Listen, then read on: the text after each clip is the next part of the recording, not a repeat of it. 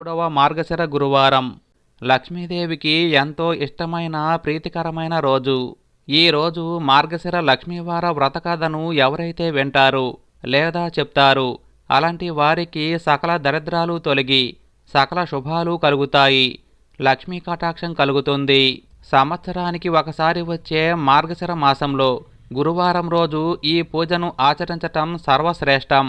మరి ఎంతో విశేషమైన ఈ రోజు మార్గశిర లక్ష్మీవార వ్రత కథను ఇప్పుడు విందాం.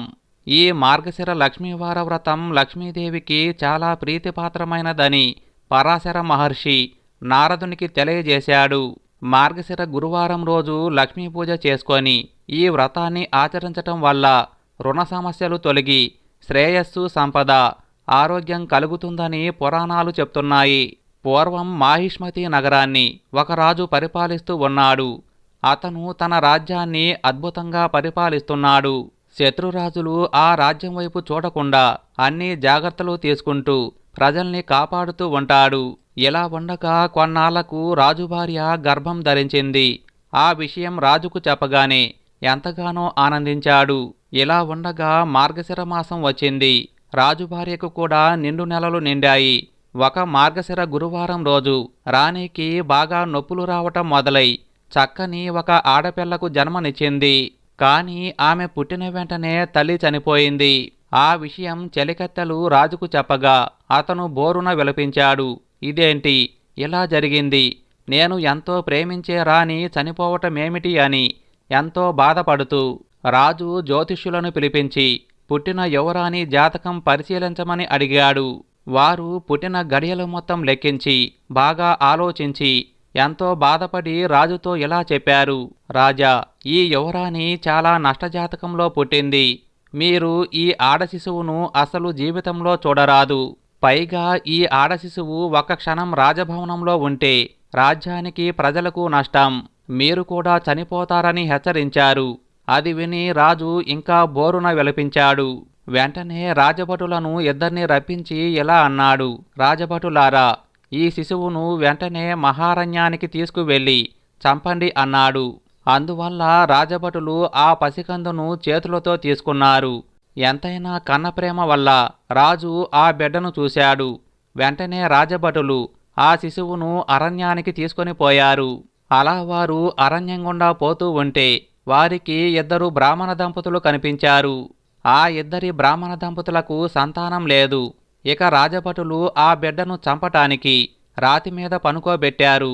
ఆ పసికందును చంపటానికి రాజభటులకు మనసు ఒప్పటం లేదు. ఇలా చంపితే పసికందును చంపిన మహాపాపం అంటుతుందని అనుకున్నారు. ఆ బిడ్డను రాతి మీద పనుకోబెట్టగానే బోరున ఏడవటం మొదలుపెట్టింది. అంతేకాదు, ఆమె ఒంటి నుండి దివ్య కాంతి వచ్చింది. ఆ పసిబిడ్డ ఏడుపు విని రాజభటుల దగ్గరకు బ్రాహ్మణ దంపతులు పరిగెత్తుకుంటూ వచ్చారు. వారితో ఇలా అన్నారు. ఏంటి ఈ ఘోరం? పసికందును ఇలా బండరాతి మీద పనుకోపెట్టి ఏం చేస్తున్నారు అని అడిగారు. దానికి ఆ రాజభటులు ఇలా అన్నారు. చూడు బ్రాహ్మణుడా, ఈ పసికందు మా రాజుగారి భార్యకు జన్మించింది. జన్మించిన మరుక్షణమే మా మహారాణి మరణించారు. జ్యోతిష్యులు ఈ పాపను నష్టజాతకురాలు అని ఒక్క క్షణం రాజభవనంలో ఉంటే రాజుకు, ప్రజలకు నష్టం జరుగుతుందని వెంటనే అరణ్యానికి తీసుకొని పోయి చంపమని మా రాజు ఆజ్ఞ వేశాడు అని చెప్పారు. అది విని ఆ పేద బ్రాహ్మణుడు ఇలా అన్నాడు. చూడండి రాజభటులారా, ఈ లోకం ఇంకా తెలియని పసికందును ఇలా చంపటం బ్రహ్మహత్య పాపంతో సమానం. ఈ పసికందును మాకు ఇవ్వండి, మేము పెంచుకుంటాము. మీరు మీ రాజుకు చంపాము అని ఏ మృగానివో ఆనవాలు చూపించండి అని చెప్పారు. ఇక రాజభటులకు ఈ ఆలోచన నచ్చి వారికి ఆ బిడ్డను ఇచ్చి వారు దారిలో చనిపోయిన మృగానివి కళ్ళు తీసుకొని పోయి రాజుకు ఆనవాలు చూపించారు. ఆ రాజు బిడ్డను తీసుకుపోయేటప్పుడు చూసిన దగ్గర నుండి రాజుకు గుండెల్లో నొప్పి ప్రారంభమైంది. ఆ నొప్పి తగ్గటం లేదు. దేశ దేశాలలో గల వైద్యులందరూ వచ్చి మందిచ్చినా కొంచెమైనా నొప్పి తగ్గలేదు. ఆ రాజు గుండెల్లో నొప్పితో ఎంతో బాధపడుతూ ఉన్నాడు.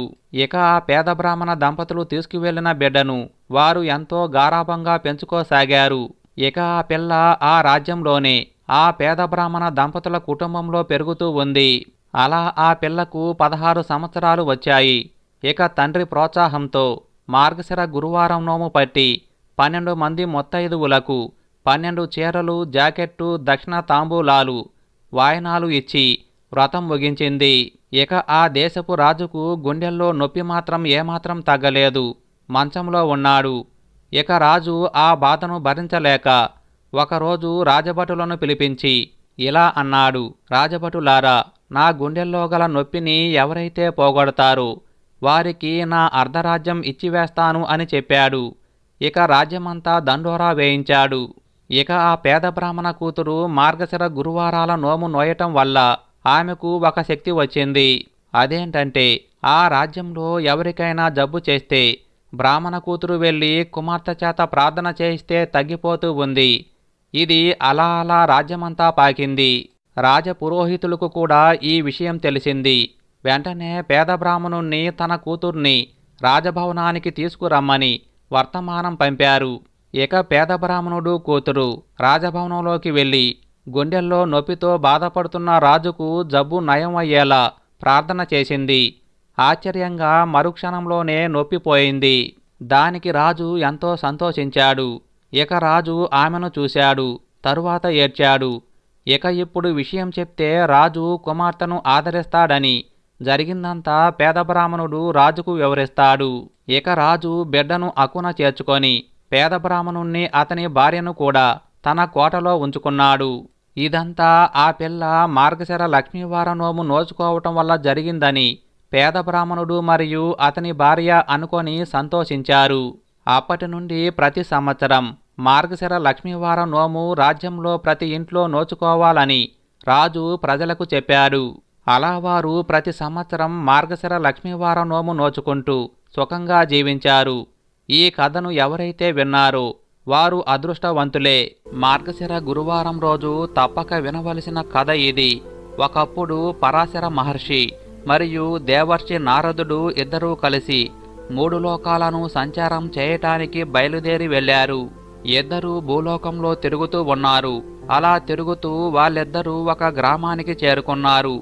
వారు వెళ్ళిన సమయానికి ఆ గ్రామంలోని బ్రాహ్మణ, క్షత్రియ, వైశ్య, శూద్రులు అనే 4 జాతుల వారు వాళ్ళ ఇళ్లను ఆవు పేడతో అలికారు. శ్రీ మహాలక్ష్మి పాదాలను ముగ్గులుగా పెట్టారు. 4 జాతుల స్త్రీలు అందరూ తలంట్లు పోసుకొని కొత్త వస్త్రాలు ధరించి శ్రీ మహాలక్ష్మిని పూజిస్తున్నారు. పైగా ఆ రోజు మార్గశిర గురువారం. ఆ కారణంగా 4 జాతుల వాళ్ళు మహా నియమనిష్టలతో శ్రీ మహాలక్ష్మీదేవిని గానం చేస్తూ పూజిస్తున్నారు. దేవర్షి నారదుడు ఆ గ్రామంలోని ప్రజల భక్తి శ్రద్ధలను చూసి చాలా ఆశ్చర్యపోయాడు. ఇక నారదుడు పరాశర మహర్షితో ఇలా అన్నాడు: ఓ మహర్షి, 4 జాతుల వారు మిక్కిలి ఎంతో సంతోషంతో శ్రీ మహాలక్ష్మిని పూజిస్తున్నారు కదా. వీళ్ళు చేసే వ్రతం ఏమిటి? ఈ ఉపవాసం ఏమిటి? ఎవరిని ఉద్దేశించి ఈ పూజలన్నీ చేస్తున్నారు? వీళ్ళు ఎటువంటి వ్రత నియమాలను పాటిస్తున్నారు? ఈ వివరాలు అన్నీ కూడా వివరించవలసిందిగా కోరాడు. నారదుని మాటలు విన్న ఆ పరాశర మహర్షి చిరునవ్వు నవ్వుతూ నారద మహర్షితో ఇలా చెప్పటం మొదలుపెట్టాడు: ఓ దేవర్షి నారద, ఈరోజు గురువారం కదయ్యా. గురువారం రోజు చేసే పూజనే శ్రీ మహాలక్ష్మి వ్రతమని అంటారు. సంవత్సరంలో ఉండేవి 12 మాసాలు. వాటిల్లో మార్గశిర మాసం చాలా శ్రేష్టమైనది. మార్గశిర మాసంలో వచ్చే ప్రతి గురువారం లక్ష్మీదేవికి చాలా ఇష్టమైన రోజు. గురువారానికి అందుకే లక్ష్మీవారమని పేరు. అందులోనూ శుక్లపక్ష దశమి గురువారం, అందుకే లక్ష్మీవారమని. ఈ రోజున సుదాశ వ్రతం అని అంటారు. శ్రీ లక్ష్మీదేవికి ఈ వ్రతం అంటే చాలా ఇష్టం అని పరాశర మహర్షి నారదునితో చెప్పాడు. ఇక బ్రహ్మదేవుడి మానసపుత్రుడైన నారద మహర్షి అంతా విన్నాడు.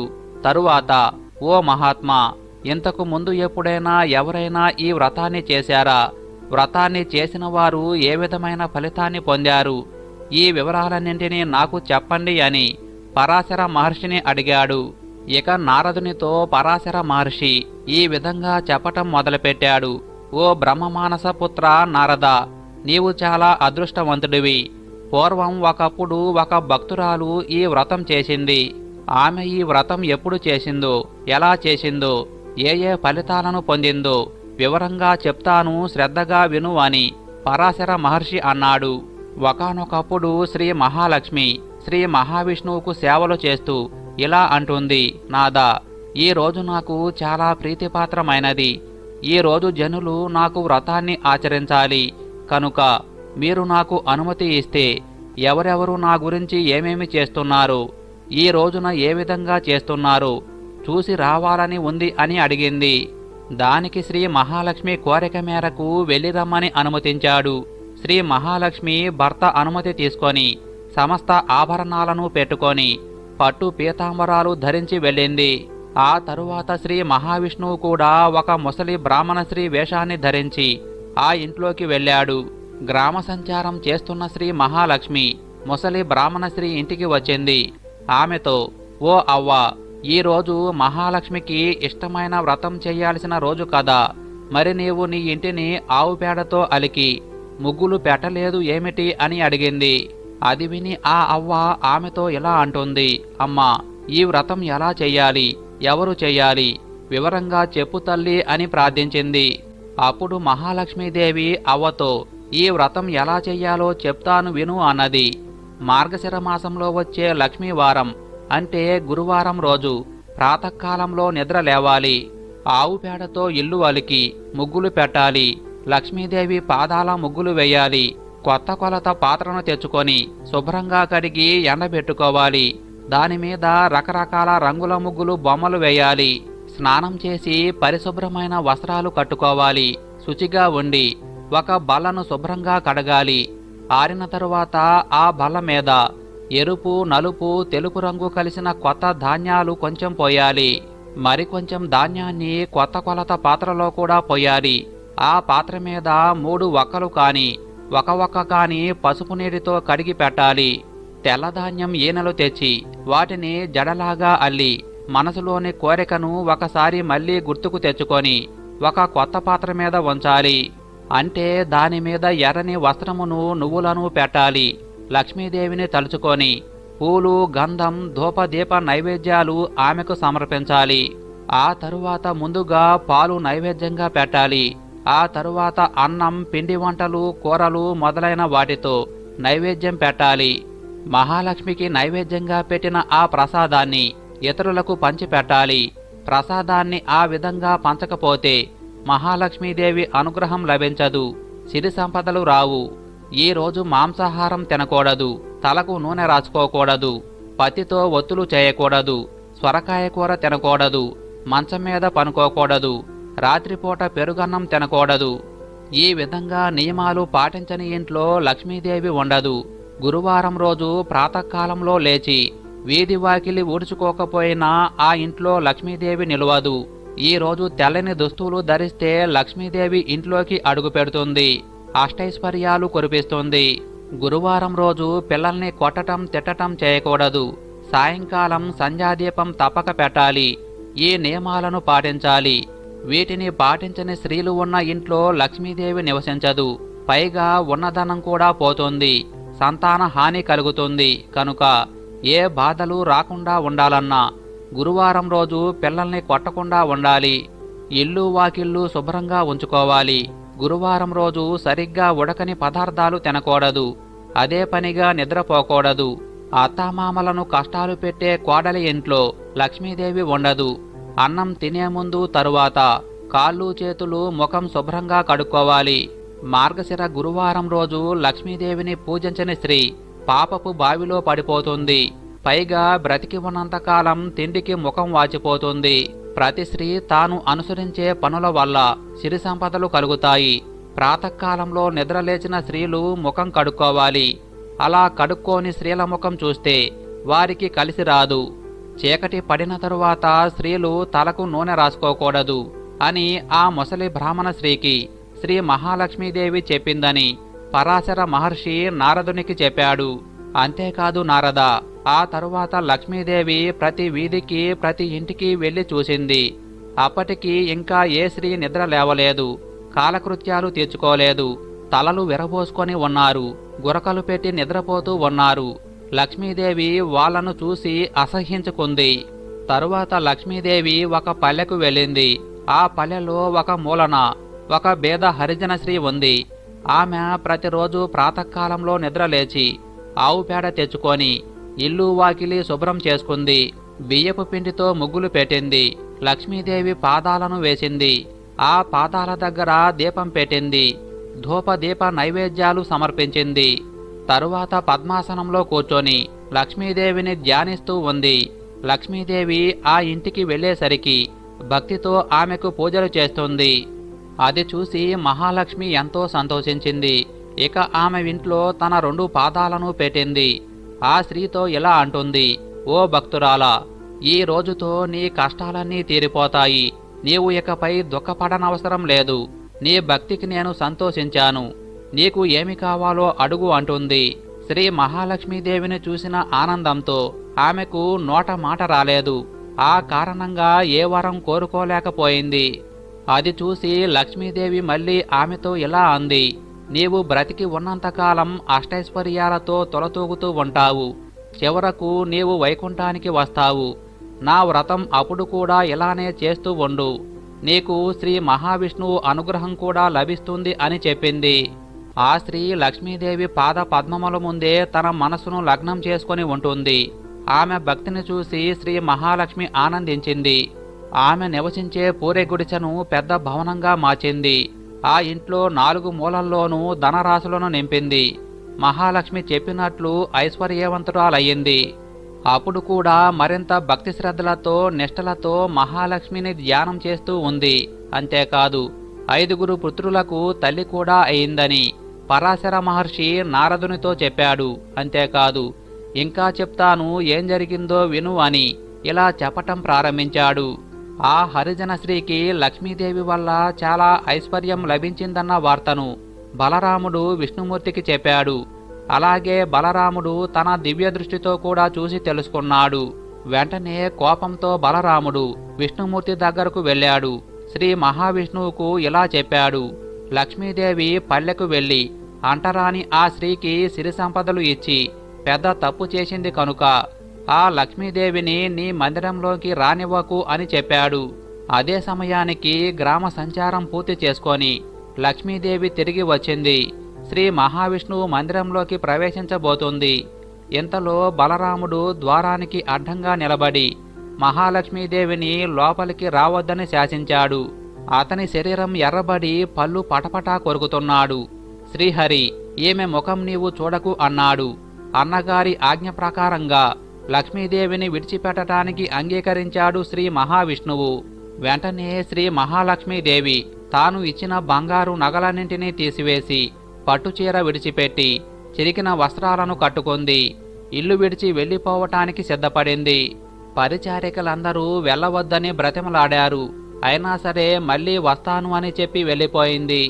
ఆ తరువాత బలరాముడు శ్రీ మహావిష్ణువు ప్రతి గదిలోకి వెళ్లి చూశారు.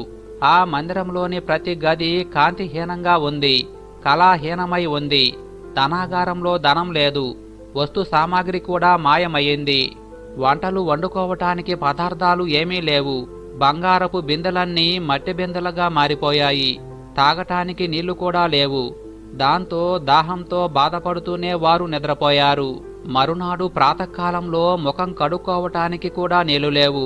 వారిద్దరికీ 2 మాత్రమే ఉన్నారు. ఏం చెయ్యాలో తోచక పిచ్చి ఎక్కినట్లు అయింది. అప్పుడు బలరాముడు విష్ణుమూర్తితో, తమ్ముడు, మనం నిన్నంతా ఆహారం ఏమీ తినకపోవటంతో చాలా నీరసంగా ఉన్నాము. ఈ రోజైనా ఏమైనా తినకపోతే మనం బ్రతకటమెలా? తిందామన్నా ఏ పదార్థాలు లేవు కనుక ప్రాణాలు నిలబెట్టుకోవటం కోసం భిక్షం ఎత్తుకోవాల్సిందే కనుక ఇద్దరం బయలుదేరి వెళ్దాం పదా అన్నాడు. దానికి శ్రీ మహావిష్ణువు ఒప్పుకున్నాడు.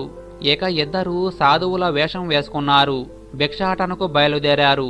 వారు ఎవరింటికి వెళ్ళినా వారికి భిక్షం వేయలేదు. పైగా దొంగ సన్యాసులు దొంగలు అన్న భావన కూడా కలిగింది. దాంతో ఎంతమందిని అడిగినా వాళ్లకు తినటానికి ఏమీ దొరకలేదు. పైగా వారిని జనం కసురుకుంటున్నారు. అలా తిరుగుతూ ఒక వ్యాపారి ఇంటికి చేరుకున్నారు. భిక్షాందేహి అని అడిగారు.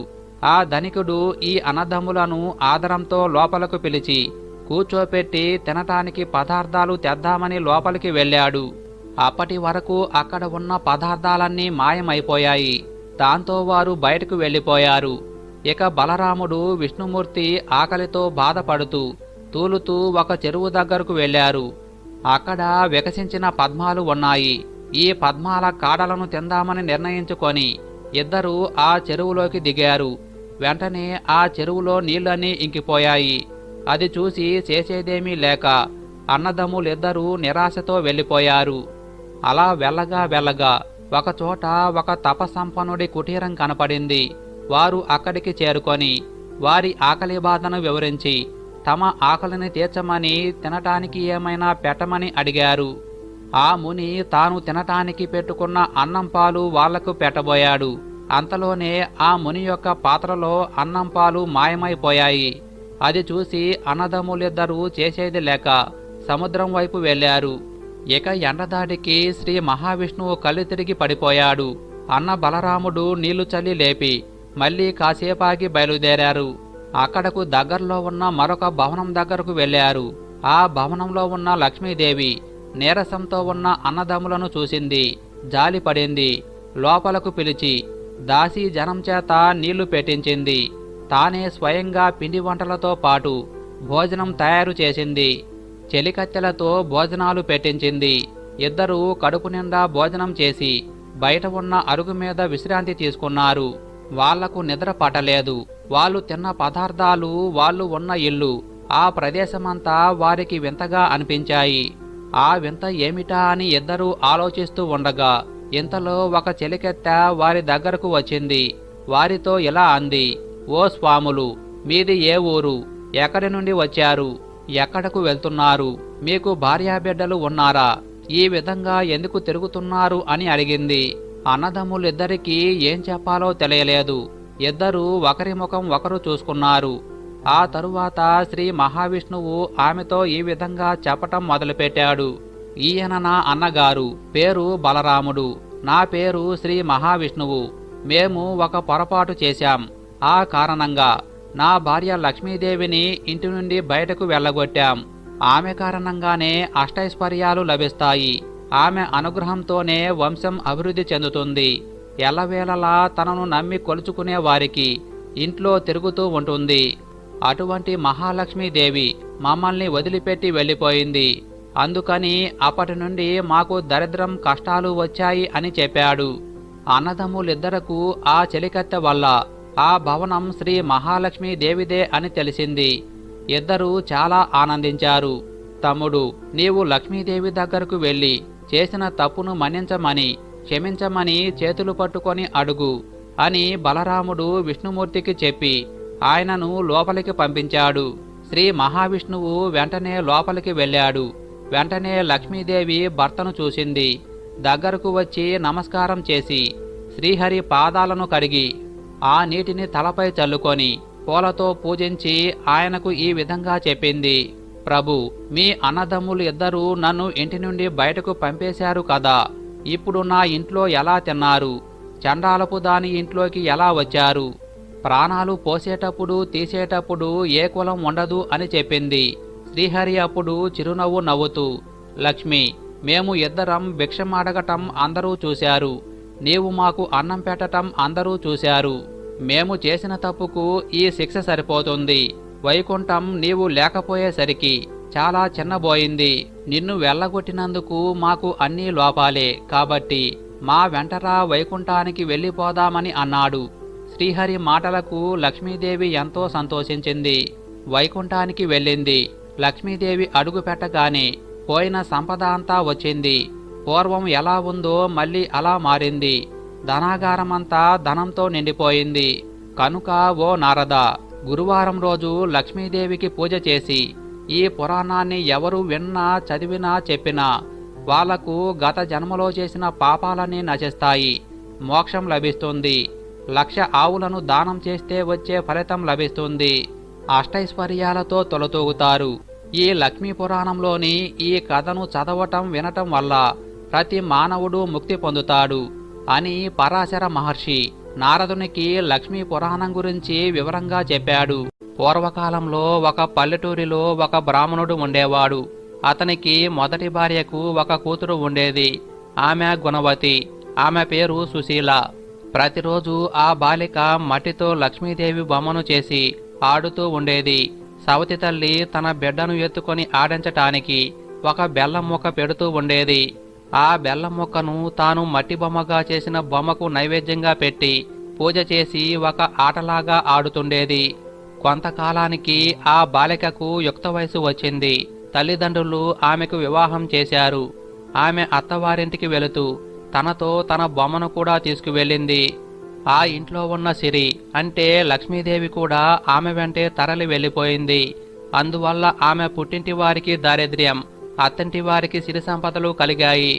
పుట్టింటి వారు దారిద్ర్యంతో బాధపడుతున్నారని తెలుసుకున్న సుశీల ఇంటి దగ్గర నుండి తన తమ్ముణ్ణి పిలిపించి ఒక చేతికర్రను తొలిపించి అందులో నాణేలు పోసి దానిని తన తమ్ముడికి ఇచ్చి ఇంటికి పంపింది. తన తమ్ముడు స్వగ్రామానికి వస్తూ మార్గమధ్యమంలో కాలకృత్యాలు తీర్చుకోవటానికి చెరువుగట్టున ఆగాడు. చేతిలో ఉన్న కర్రను అక్కడ చెట్టుకు ఆనించి వెళ్ళాడు. తిరిగి వచ్చి చూసేసరికి ఆ కర్ర కనపడలేదు. మార్గం మధ్యలో ఉన్నవారు ఎవరో తీసుకొని వెళ్ళిపోయారు. అతను ఉత్త చేతులతో ఇంటికి వెళ్ళాడు.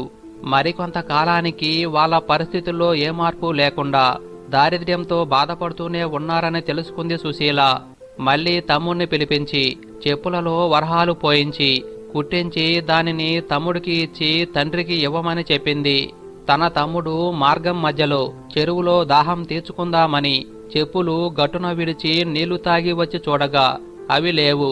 వాటిని ఒక కుక్క నోటకరుచుకొని పోయింది.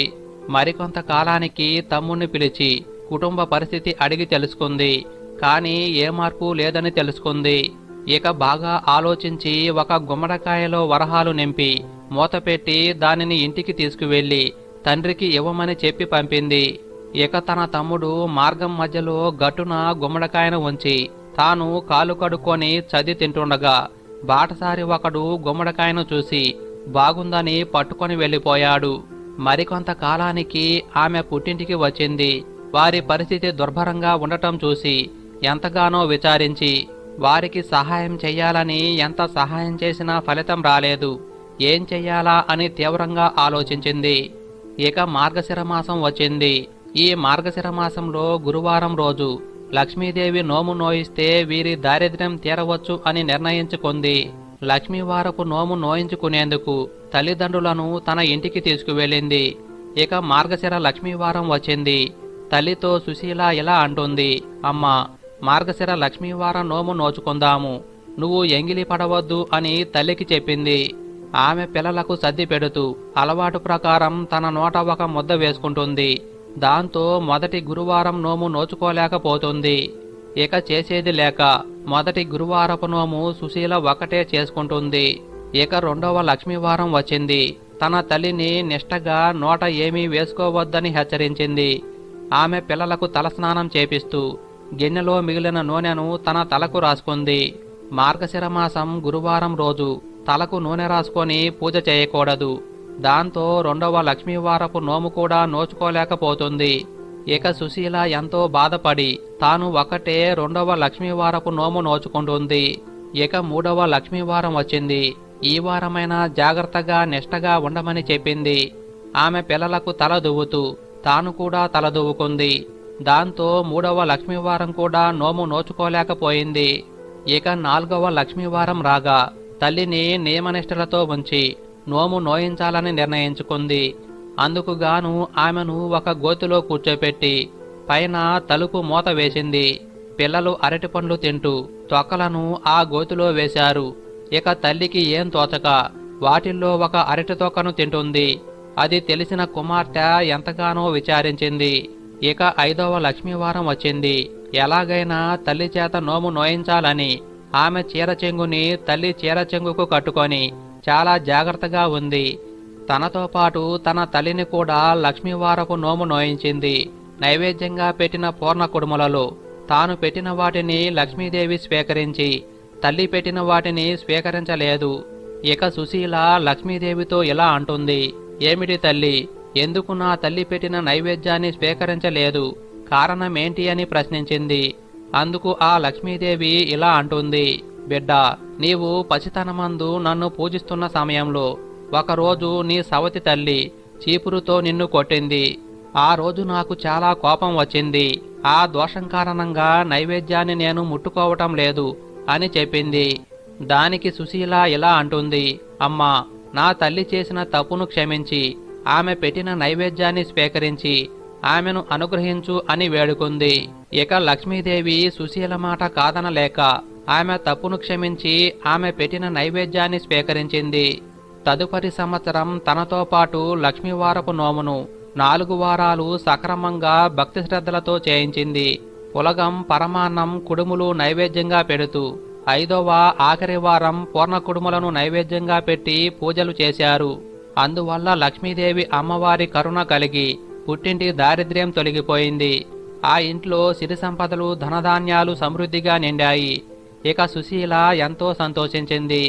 మార్గశిర మాసం నుండి పుష్యమాసం వరకు 5 లక్ష్మీవారాలు ఈ నోము నోచుకోవాలి. మొదటి వారం ప్రసాదం పులగం, 2వ వారం ప్రసాదం పులగం అట్లు, 3వ వారం ప్రసాదం అప్పాలు పరమానం, 4వ వారం ప్రసాదం పులిహోర గారెలు, 5వ వారం ప్రసాదం అంటే పుష్యమాసంలో వచ్చే మొదటి గురువారం పూర్ణాలు నైవేద్యంగా పెట్టాలి. ఈ ప్రసాదంతో పాటు అన్నం, పప్పు, కూర పెడితే చాలా మంచిది. తరువాత 5గురు ముత్తైదువులకు భోజనం పెట్టి అందరికీ పసుపు, కుంకుమ, పండు, తాంబూలమిచ్చి పంపించాలి. కాబట్టి మార్గశిర మాసంలో మార్గశిర లక్ష్మీ కథను విన్నా చెప్పినా సకల శుభాలు కలుగుతాయి. మార్గశిర లక్ష్మీవార వ్రత కథను విన్న వారికి దుఃఖ దారిద్ర్యాలు తొలగి దీర్ఘ ఆయువు, చక్కని సంతానం లభించి మనస్సులో గల సకల కోరికలు తీరతాయి. మార్గశిర మాసం గురువారం రోజు శ్రీ మహాలక్ష్మీదేవిని పూజ చేసి అనంతరం ఈ వ్రత కథను శ్రద్ధాభక్తులతో చదువుకోవాలి లేదా వినాలి. ఈ శ్రీ మహాలక్ష్మీదేవి కథ ద్వాపరయుగంలో జరిగింది. సౌరాష్ట్ర అనే దేశాన్ని భద్రశ్రవ అనే రాజు రాజ్యాన్ని పరిపాలిస్తూ ఉన్నాడు. ఆ రాజు మహాపరాక్రమవంతుడే కాక విద్వాన్ వేదాంతుడు. అతని భార్య పేరు సురత్చంద్రిక.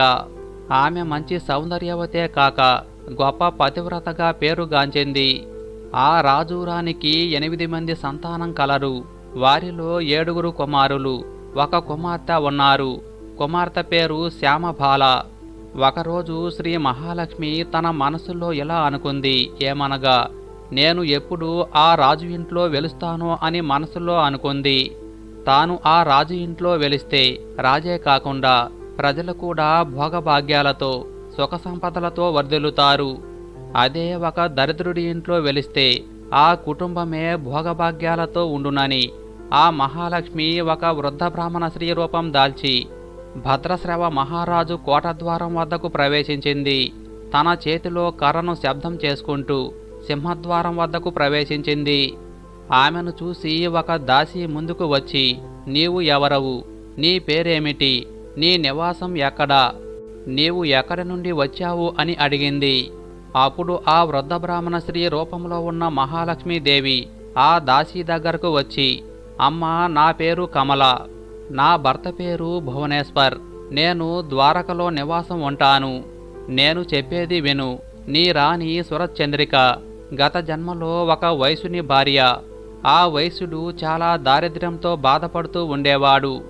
అందువల్ల ఆ భార్యాభర్తలకు నిరంతరం తగాదాలతో సంసారం సాగుతూ ఉండేది. ఒకనాడు ఆ వైశ్యుడు తన భార్యను గట్టిగా కొట్టాడు.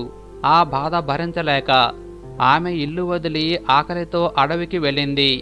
అలా ఆమె అడవిలో నడుచుకుంటూ వెళ్తుండగా శ్రీ మహాలక్ష్మికి ఆమెపై జాలి కలిగి ఆమె అడవికి ఏ కారణం చేత వచ్చిందో అడిగింది. దానికి ఆ వైశ్యుని భార్య గతమంతా ఆమెకు చెప్పింది. అందుకు ఆ తల్లి వైశ్యుని భార్యకు శ్రీ మహాలక్ష్మి వ్రతం ఉపదేశించింది. ఆ వైశ్యుని భార్య శ్రీ మహాలక్ష్మీదేవి ఉపదేశించిన వ్రతం యథాప్రకారం చేసింది. ఈ వ్రతం పూర్తయ్యేటప్పటికి ఆమెకి సకల సంపదలు వచ్చాయి. ఎన్నో సంవత్సరాలు ఆమె ఈ వ్రతం చేసింది. ఈ వ్రతం చేసిన వాళ్ళు సుఖ సంపదలతో ఉన్నారు.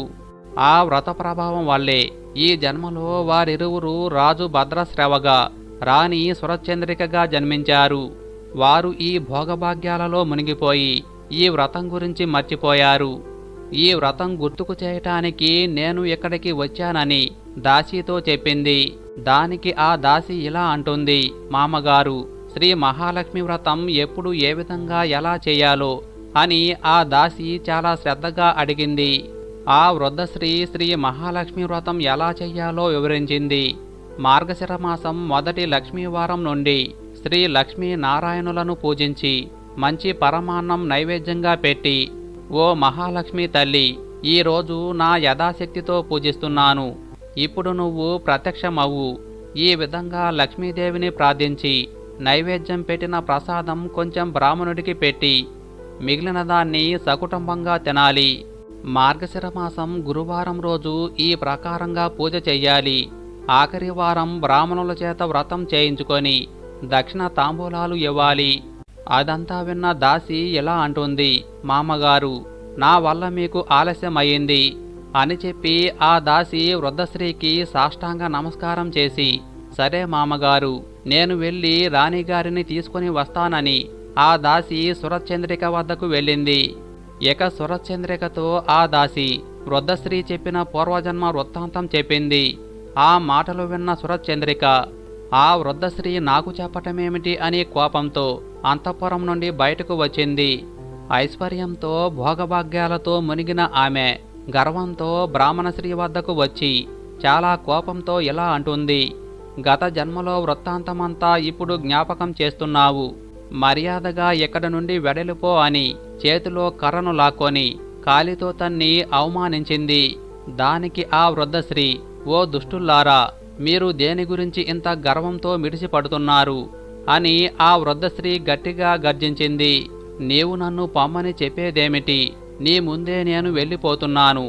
నీవు నన్ను అవమానించావు, నేను వెళ్ళిన వెంటనే నీకు తెలుస్తుంది అని అనగానే సురచంద్రిక ఎలా అంటుంది, నీవు నన్ను శపించటానికి నీవేమన్నా లక్ష్మీదేవి అనుకుంటున్నావా అని సురచంద్రిక కోపంతో ఆ వృద్ధశ్రీ చేతిలో కర్రను తీసుకొని అవతలికి త్రోచింది.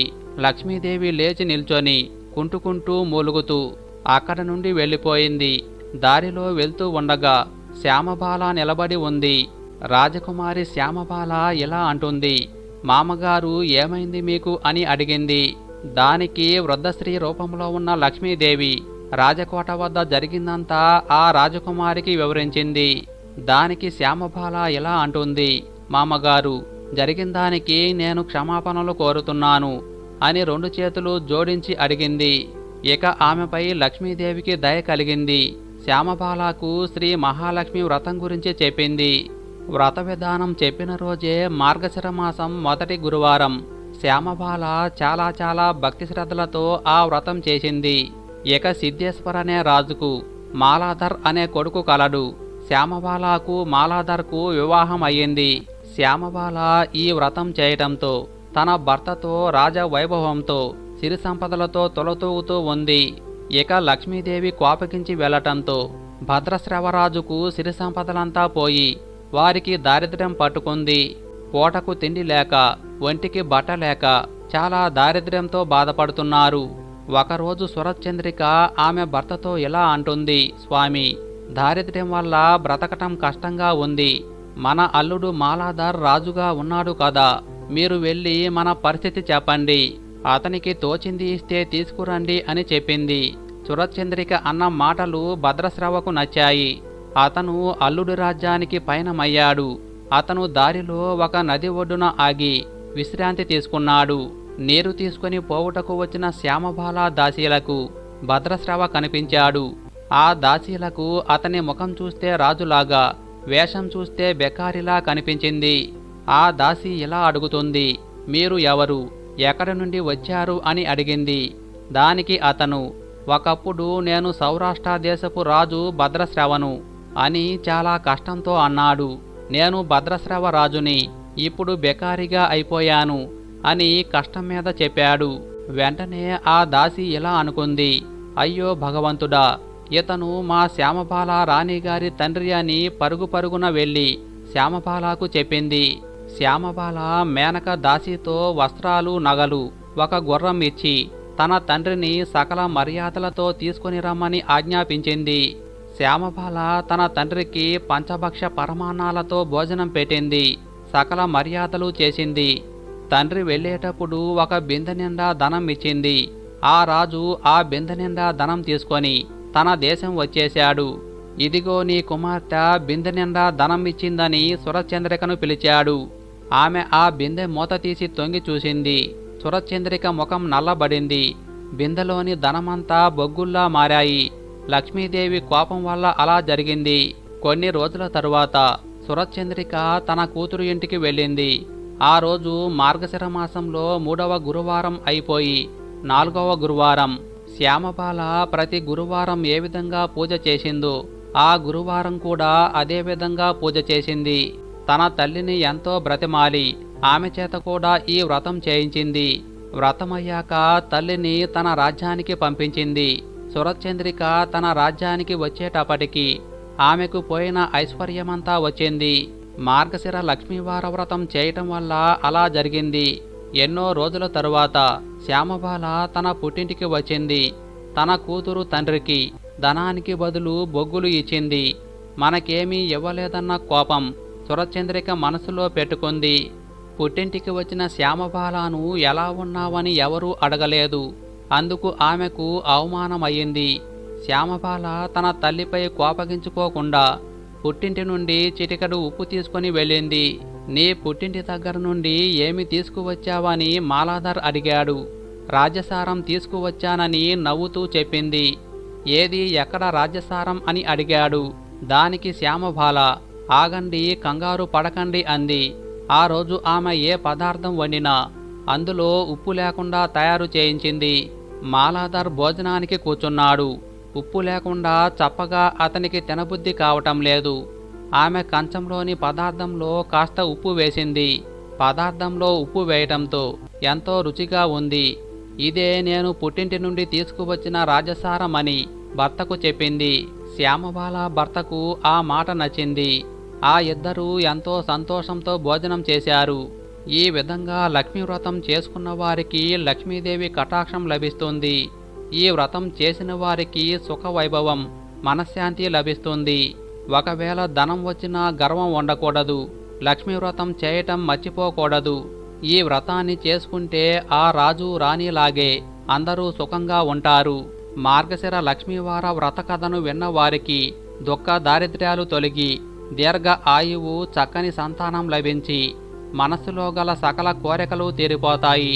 ఈ రోజు అదృష్టం ఉన్నవారు మాత్రమే ఈ కథను వింటారు. ఒకసారి పరమేశ్వరుడు కైలాస పర్వతం మీద కూర్చొని ఉండగా పార్వతీదేవి శివుడి వద్దకు వెళుతూ తన దృష్టి భూలోకంపై పడింది. తాను అలా భూమిపైకి చూసేసరికి కొంతమంది వివాహిత స్త్రీలు ఒకరితో ఒకరు ఇలా మాట్లాడుకుంటూ ఉన్నారు. స్త్రీలు ఏ రోజు గాజులను ధరించటం వల్ల భర్త ఆయుష్ తగ్గిపోతుందని, స్త్రీకి తెలియకుండా ఏ అంగాన్ని తాకటం వల్ల వారికి అదృష్టం రాత్రికి రాత్రే మారుతుంది అనే విషయం గురించి చర్చించుకుంటూ ఉన్నారు. ఇక పరమశివుడి దగ్గరకు వెళ్ళి పార్వతీదేవి ఇలా అంటుంది, ప్రభు, నేను భూలోకంలో అలా చూసేసరికి కొందరు వివాహిత స్త్రీలు చర్చించుకుంటున్నారు. వారి చర్చ విని నా మనసు కలత చెందుతూ ఉంది. కాబట్టి దయచేసి నా మనసులో ఉన్న ఈ 2 ప్రశ్నలకు కూడా సమాధానం ఇచ్చి నన్ను సంతృప్తి పరచవలసిందిగా కోరుకుంటున్నాను అని అనగానే ఇక పరమేశ్వరుడు పార్వతీదేవిని ఆ ప్రశ్నలు చెప్పమని అడిగాడు. అంతేకాదు, నేను నిన్ను సంతృప్తి పరచడానికి నా శక్తి మేర ప్రయత్నం చేస్తాను అని చెప్పాడు. ఇక పార్వతీదేవి ఇలా చెప్పింది, ప్రభు, నా మొదటి ప్రశ్న ఏంటంటే స్త్రీ యొక్క ఏ ప్రదేశాన్ని తాకటం వల్ల రాత్రికి రాత్రే ఆ వ్యక్తి యొక్క విధిని మార్చుకోవచ్చు. అలానే నా రెండవ ప్రశ్న ఏంటంటే స్త్రీ ఏ రోజున గాజులు ధరించినట్లయితే భర్త ఆయుష్ తగ్గుతుంది. దానికి పరమేశ్వరుడు ఇలా చెప్తున్నాడు, చూడు పార్వతి, నీవు అడిగిన 2 ప్రశ్నలకు కూడా నేను ఒక చిన్న కథ ద్వారా నీకు సమాధానాన్ని ఇస్తాను. కానీ నీకు ఒక షరతు ఉంది. నేను కథను చెప్పే వరకు కూడా నీవు కథను అంతా కూడా శ్రద్ధతో వినాలి. ఎందుకంటే సగం కథను విన్నట్లయితే అది జీవితంలో ఎప్పటికీ కూడా ఉపయోగపడదు. దానికి పార్వతీదేవి ఎలా అంటుంది, ప్రభు, నేను మీరు చెప్పే కథను శ్రద్ధగా వింటాను. మీరు కథను ప్రారంభించండి అని అంటుంది. దానికి పరమేశ్వరుడు ఇలా చెప్తాడు, ఒక నగరంలో ఒక ధనవంతుడు నివసిస్తూ ఉండేవాడు. తాను చాలా ధనవంతుడు. తన దగ్గర ఇల్లు, వాహనాలు, ధనం దేనికి కూడా ఎటువంటి లోటు కూడా లేదు. ఆ ధనవంతుడికి 3 కొడుకులు ఉన్నారు. కొడుకులు ముగ్గురికి వివాహం జరిగింది. కోడళ్ళు ముగ్గురు కూడా అత్తగారిని మామగారిని తమ భర్తలను చాలా జాగ్రత్తగా చూసుకుంటూ ఉండేవారు. వారికి సేవ చేస్తూ ఉండేవారు. అందువల్ల ఆ ఇల్లంతా కూడా చాలా సంతోషకరమైన వాతావరణంలో ఉండేది. కాని ఆ ధనవంతుడు పెద్ద కుమారుడు మాత్రం దుష్ట స్వభావం కలిగినవాడు. తాను తల్లిదండ్రులతో ఎప్పుడూ గొడవ పడుతూనే ఉండేవాడు. అందువల్ల ఆ ధనవంతుడు తన ఆస్తిని తన యొక్క పెద్ద కొడుక్కి ఏమాత్రం కూడా ఇవ్వలేదు. మిగిలిన 2 కొడుకులకు 3 కోడళ్లకు తన ఆస్తిని సమానంగా పంచి ఇచ్చాడు. కాని ఆ ధనవంతుడు మాత్రం ఎప్పుడూ కూడా తనకు కూతురు లేదు అని బాధపడుతూ ఉండేవాడు. ధనవంతుడి పెద్ద కొడుక్కి ఏమీ ఇవ్వని కారణంగా తాను కొద్దిగా పేదరికాన్ని అనుభవిస్తూ ఉండేవాడు. తాను ఎప్పుడూ భగవంతుడి దగ్గరకు వెళ్ళినా కూడా ఆ ధనవంతుడు, నాకు అన్నీ ఇచ్చావు కాని ఒక కూతురు ఉంటే బాగుండు, నా మనసులో ఉన్నదంతా నా కూతురుతో చెప్పుకునేవాడిని, ఆమెను ప్రేమగా చూసుకునేవాడిని అని తాను ఎప్పుడూ భగవంతుడి దగ్గర ఇదే చెప్పుకునేవాడు. ఒకసారి తాను రాధాదేవి గుడి దర్శనానికి వెళ్ళాడు. ఆ ఇంటికి సమీపంలో ఉన్న రాధాదేవి గుడి దర్శనానికి తాను ప్రతిరోజు కూడా వెళ్తూ ఉండేవాడు. తాను ఒకసారి రాధాదేవిని దర్శించుకోవటానికి గుడికి వెళ్ళినప్పుడు ఆ గుడికి ఒక సాధువు వచ్చాడు. అప్పుడు ఆ సాధువు ఆ ధనవంతుణ్ణి చూసి ఇలా అంటాడు, చూడు నాయనా, నీ ముఖంలో ఎందుకు విచారం కనిపిస్తుంది అని అడిగాడు. అప్పుడు ధనవంతుడు ఇలా అన్నాడు, స్వామి, నాకు జీవితంలో దేనికి ఎటువంటి లోటు లేదు, కానీ నాకు కుమార్తె లేదు, అందుకే నేను విచారంగా ఉన్నాను అని చెప్పాడు. అప్పుడు ఆ సాధువు ఇలా అన్నాడు, నీవు జీవితంలో ఏదైతే లేదు అని అనుకుంటున్నావో ఆ స్థానంలో నీవు ఆ భగవంతుణ్ణి ఉంచి చూడు, అప్పుడు నీ జీవితం ఎంత సుఖమయం అవుతుందో, నీ మనస్సు ఎంత తేలిక అవుతుందో నీవే చూడు అని చెప్పాడు. అప్పుడు ఆ ధనవంతుడు ఇలా అంటాడు, దానికోసం నేను ఏం చెయ్యాలి స్వామి అని అడిగాడు. అప్పుడు ఆ సాధువు ఇలా చెప్పాడు, రాధను నీ కూతురిగా అంగీకరించు. ధనవంతుడికి సాధువు చెప్పిన మాటలు బాగా నచ్చాయి. ఆ ధనవంతుడు ఆ రోజు నుండి ఆ రాధాదేవిని తన కూతురుగా చేసుకున్నాడు. రాధ యొక్క చిత్రపటాన్ని తయారు చేయించుకొని తన గదిలోనే పెట్టుకున్నాడు. ఆ రోజు నుండి ఆ ధనవంతుడి జీవితం పూర్తిగా మారిపోయింది. నిద్ర లేచినప్పటి నుండి కూడా అతను రాధను తన కుమార్తెగా భావించి ఆమెతో మాట్లాడటం ప్రారంభించాడు. అంతేకాదు, ఆ ధనవంతుడు రాధను తన కుమార్తెగా భావించి ప్రతి విషయాన్ని కూడా తనతో చెప్పుకునేవాడు. అతను షాపుకు వెళ్ళినప్పుడల్లా రాధకు ప్రసాదాన్ని అందించి సాయంత్రం తిరిగి రాగానే రాధకు పాదాభివందనాలు చేసి ఆమెతో మాట్లాడి ప్రసాదాన్ని అందించిన తరువాతే తాను భోజనాన్ని చేసి నిద్రపోతూ ఉన్నాడు. రాధను తన కూతురిగా అంగీకరించినప్పటి నుండి కూడా ఆ ధనవంతుడు చాలా ఉల్లాసంగా, చాలా ఆనందంగా ఉండేవాడు. ఆ ధనవంతుణ్ణి ఎవరైనా నీకు ఎంతమంది పిల్లలు అని అడిగినప్పుడు తాను నాకు 3 కొడుకులు 3 కోడళ్ళు, 1 కుమార్తె ఉందని చెప్పుకునేవాడు. ఒకరోజు ఆ ధనవంతుడి ఇంటికి గాజులు వేయటానికి గాజులు వేసే ఆమె వచ్చింది. కానీ ఆ రోజు మంచి రోజు కాదు. అది అశుభమని భావించిన రాధాదేవి తన మాయతో గాజులన్నింటినీ నల్లగా మార్చేసింది. నల్లగా మార్చేసరికి ఆ గాజులు ఆ ధనవంతుడి యొక్క కోడళ్లకు నచ్చలేదు. దానివల్ల వారు గాజులు వేయించుకోవటానికి నిరాకరించారు. దాంతో ఆ గాజులు వేసే ఆమె తిరిగి వెళ్ళిపోయింది. 2 రోజుల తరువాత అదే గాజులు అందంగా కనిపించాయి. ఆ గాజులు వేసే ఆమె 2 రోజుల తరువాత గాజులను మళ్ళీ తీసుకొని వచ్చింది. 3 కోడళ్ళు కూడా గాజులు వేయించుకున్నారు. తరువాత రాధ కూడా ఆమెతో గాజులు వేయించుకుంది. గాజులు వేసే ఆవిడ రాధ రూపాన్ని చూడగానే మనస్సులో ఎలా అనుకుంది, ఈమె ఎవరు, ఇంత అందంగా ఉంది, ఎవరైనా అతిథులు వచ్చి ఉండవచ్చు అని మనసులో అనుకుంది. ఎందుకంటే తాను ఎప్పుడు ఇంటికి వచ్చినా కూడా ధనవంతుడి 3 కోడళ్ళు మాత్రమే కనిపించేవారు. వారు మాత్రమే గాజులు వేయించుకునేవారు. అయితే ఈరోజు 4వ వ్యక్తిని చూసింది, అతిథి అయి ఉండవచ్చు అని అనుకుంది. గాజులు వేసే ఆమె రాధకు గాజులు వేసింది. గాజులన్నీ వేసిన తరువాత గాజులు వేసిన ఆమె యథావిధిగా డబ్బులు తీసుకోవటానికి ధనవంతుడి యొక్క దుకాణానికి వెళ్ళింది. ధనవంతుడు గాజులు వేసే ఆమెను చూడగానే ఎప్పటిలాగే ముగ్గురు కోడళ్లకు గాజులు వేసినందుకు డబ్బులు ఇచ్చేశాడు. మీరు ముగ్గురుకు వేసినందుకు మాత్రమే డబ్బులు ఇచ్చారు, కానీ నేను నలుగురికి గాజులను వేశాను అని చెప్పింది. దానికి ఆ ధనవంతుడు ఇలా అన్నాడు, నా ఇంట్లో ముగ్గురు కోడళ్ళు మాత్రమే ఉన్నారు, నాలుగో వ్యక్తి ఎవరూ లేరు, నీవు ఎవరికి గాజులు వేశావు అంటాడు. దానికి ఆమె, లేదు, నేను నలుగురికి గాజులు వేశాను అని చెప్పింది. ఆ మాటలు విన్న తరువాత ఆ ధనవంతుడు ఇలా అంటాడు, సరే, నీవు ముగ్గురికి గాజులు వేసినందుకు డబ్బులు తీసుకొని వెళ్ళు. నేను ఇంటికి వెళ్ళి ఆ నాలుగో వ్యక్తి ఎవరు అని తెలుసుకున్న తరువాత నేను నీకు ఆ గాజులకు డబ్బులు ఇస్తాను అని చెప్పాడు. సాయంత్రం అయిన తరువాత ధనవంతుడు దుకాణాన్ని మూసివేసి ఇంటికి వెళ్ళి గాజులు వేసే ఆమె గురించి అడిగాడు. అప్పుడు కోడళ్ళు, మేము ముగ్గురం మాత్రమే గాజులు వేయించుకున్నాము అని చెప్పారు. ధనవంతుడు చాలాసేపు ఆలోచించాడు. నాలుగో వారు ఎవరూ కనిపించలేదు. కానీ అక్కడ గాజులు వేసే ఆమె ఈ విషయాన్ని అంగీకరించటానికి సిద్ధంగా లేదు కదా. నలుగురికి గాజులు వేశానని చాలా గట్టిగా చెప్తుంది. కొంతసేపటి తరువాత ధనవంతుడు ఆ విషయాలు మర్చిపోయి తన పనిలో తాను నిమగ్నమైపోయాడు. ప్రతిరోజులాగే రాధకు ప్రసాదాన్ని పెట్టిన తరువాత తాను భోజనాన్ని చేసి ధనవంతుడు నిద్రపోయాడు. ధనవంతుడు నిద్రలోకి జారుకోగానే రాధ అతని కలలో కనిపించింది. రాధను చూడగానే అతని కళ్ళల్లో నీళ్లు తిరిగాయి. రాధ వైపు చూసి ఎందుకు విచారంగా ఉన్నావు అని అడిగాడు. రాధ ఎలా చెప్తుంది, నాన్నగారు, ఈరోజు నేను చాలా బాధగా ఉన్నాను. ఇది మా నాన్నగారి ఇల్లు అని తెలిసి నేను గాజులు వేయించుకున్నాను. కానీ నాన్న, నీవు నా గాజులకు వెలకట్టలేదు. నీవు నన్ను నీ కూతురిగా చేసుకున్నావు, కానీ నన్ను నీవు గుర్తుపట్టలేదు. నీవు నన్ను మర్చిపోయావు. దానికి నేను చాలా బాధపడుతున్నాను అంటుంది. అది విన్న తరువాత ఆ ధనవంతుడు ఆ కలలోనే ఏడ్చాడు. అమ్మా, దయచేసి నన్ను క్షమించు, నేను పెద్ద తప్పు చేశాను.